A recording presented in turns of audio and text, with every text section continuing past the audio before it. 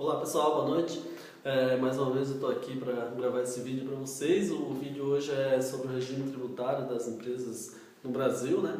Hoje basicamente nós temos três regimes tributários, conforme já havia comentado anteriormente em outros vídeos, né? Que é o Simples Nacional, o lucro presumido e o lucro real. Essas modalidades de tributação diz respeito aí ao quanto as empresas pagam de imposto, né? Então, assim, o Simples Nacional é um regime simplificado em que as empresas pagam menos impostos, né? Enfim, ela acaba sendo menos onerada, visto que é empresa pequena, assim, tem um limite aí, com base no faturamento, com base em toda uma estratégia de que dentro de algumas limitações que a lei permite, né, ela vai se mantendo no Simples Nacional, tendo aí empregados e pagando os impostos diferente das empresas do regime tributário do lucro presumido e do lucro real. O regime simplificado, como é conhecido, o Simples Nacional ou Simples Federal, ele simplifica não só o recolhimento dos tributos, que é a migração de todos os tributos em uma guia só, o recolhimento de todos os tributos numa guia só, numa alíquota diferenciada dos demais regimes, mas também simplifica aí as obrigações acessórias que as empresas estão obrigadas a enviar para os órgãos federais, estaduais e municipais, né? Hoje existe o grande e conhecido Sistema Público de Escrituração Digital, que é o SPED, né? E esse SPED ele engloba aí todas as obrigações que as empresas são obrigadas a entregar. Tendo em vista essa simplificação que o governo no ano de 2006 veio consolidar, que é o recolhimento dos impostos PIS, COFINS, contribuição social, IRPJ e ICMS para quem vende produtos e no caso quem presta serviço paga o ISS, os impostos federais e o ISS, que é o imposto municipal. Tendo em vista que essa modalidade simplificada trouxe mais competitividade para as pequenas empresas, hoje é uma grande vantagem a empresa, no início das suas ati comerciais, ainda em status de pequena e microempresa, né, que são empresas que faturam de 0 a 30 mil reais a ME e de 30 a 300 mil reais a EPP, né, optante pelo Simples.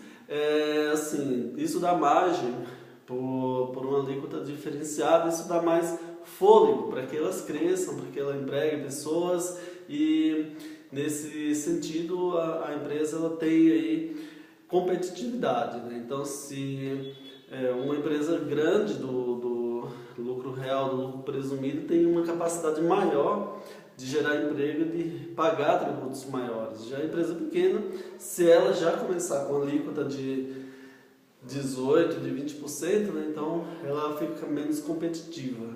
Nesse sentido, cabe lembrar que as empresas do lucro do Simples Nacional, as MEs e EPPs, elas começam pagando aí 4% sobre uma tabela do Simples Nacional e esse, no caso da venda, de 5% vai até 11,61% e o serviço de 6%, né, a partir dos 6% vai até 18%. Né? Cada tipo de serviço ele é enquadrado conforme uma tabela. Então, existe a tabela do anexo 3, 4, 5, 6. Os produtos normalmente, se a empresa é revenda, é anexo 1 e se a empresa é indústria, é anexo 2. Nesse contexto, as empresas recolhem todos os impostos, né, federais e estaduais e municipais, quando é o caso, por essa tabela em uma guia só, que é o documento de arrecadação do Simples. No caso, a empresa, quando ela dessa forma, ela recolhe separadamente os demais impostos que não estão embutidos no Simples, que é o custo sobre a folha de pagamento, no caso o fundo de garantia, né?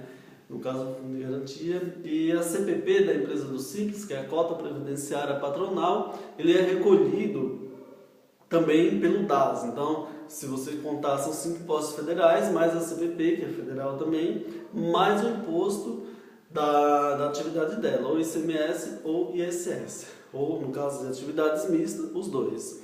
Muito embora esse sistema ele seja aí menos oneroso para as empresas, ele seja menos oneroso para a empresa, ele também é mais simplificado, né? Ele é simples de lidar com ele. Então, a cada mês a empresa precisa apenas entregar aí a declaração do Simples Nacional, que é onde recolhe e gera guia de imposto. E anualmente entrega algumas obrigações federais também. Em comparação às empresas dos demais regimes, Simples Nacional e Presumido, essas obrigações são muito simplificadas, porque as empresas do regime normal entregam para o SPED uma obrigação do SPED ICMS-PI, uma obrigação do PIS e COFINS, DCTF, que é Impostos Federais, entrega anualmente a ECF, entrega também a DIF, que é sobre a folha de pagamento. As empresas do Simples também entregam essa obrigação, e aí assim, a empresa tem mais, o Estado ou o governo federal tem mais controle, e ele quer tudo dentro do seu sistema para ele controlar ali a sua arrecadação e evitar assim a sonegação, fazendo com que as empresas trabalhem aí numa justiça fiscal, ou seja, o bom contribuinte ele vai ter aí o governo do lado dele fiscalizando as empresas que são más contribuintes. Então, dessa forma, tudo que o governo sonhava era que que seja feita a justiça fiscal, porque o mau contribuinte ele vai ser penalizado, provavelmente ele vai mudar a forma de trabalho dele e pagar imposto e atender às obrigações iguais às demais. Já o péssimo contribuinte que não fizer isso, ele vai tomar multas, vai acabar saindo do mercado de alguma forma, né? Nesse sentido, cabe aí explicar, por exemplo, que as empresas do lucro presumido e do lucro real, elas pagam os impostos de forma separadamente, né? É o caso do PIS. No presumido paga-se a alíquota de 0,65%, o COFINS paga-se 3%, o ICMS é 18%, né, com direito a créditos, RPA, regime periódico de apuração, e a contribuição social do imposto e o imposto de renda é uma alíquota aí presumida, né, de 15%, sobre uma base de 8% para venda e de 9 por 12 para a contribuição social, no caso da venda. Já o lucro real não, o lucro real, a contribuição social e o imposto de renda é sobre o resultado. Então, se o lucro real da empresa, o lucro final da empresa fosse 5% do faturamento, as alíquotas de 15% e 9% incidem sobre os 5% do faturamento. PIS e COFINS é conta corrente também, se debita e se credita, então as despesas, né, as compras, os insumos, você se credita do PIS e COFINS e paga só da diferença, que aí é sobre, teoricamente, a margem de valor agregado ao produto, né? E assim como o ICMS. Tendo em vista que no presumido, as alíquotas para prestação de serviço é 32 por 9, isso, né, da contribuição social e do imposto de renda.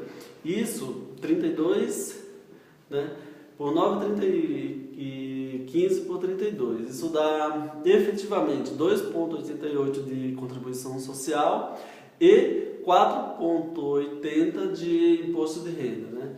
No lucro real, tanto serviço como começa sobre o resultado. Então, dependendo da margem de lucro daquela empresa ou daquele segmento, compensa estar no regime lucro presumido ou compensa estar no lucro real, né? Isso quando a empresa não pode ser simples ou não quer ser simples ou dependendo aí do estudo feito aí pelo contador da empresa, ele vai estar aí ele vai estar aí avaliando se vale a pena ou não fazer a tributação de uma forma ou de outra. Dessa forma, é plausível sempre contactar e contar com um bom profissional de contabilidade para que ele possa fazer aí os estudos e a análise para ver se compensa estar em um regime tributário ou em outro para ver se paga menos imposto, né? Muito obrigado, estou sempre postando esse vídeo para vocês. Vou falar outras vezes de regime tributário com mais detalhe, vou entrar um pouco mais no Simples Nacional, assim como o lucro presumido e lucro real, para que nós possamos aprender juntos, passar um pouquinho da minha experiência para vocês e que vocês tenham aí a prerrogativa de aprender comigo também um pouquinho. Muito obrigado, foi um prazer, boa noite.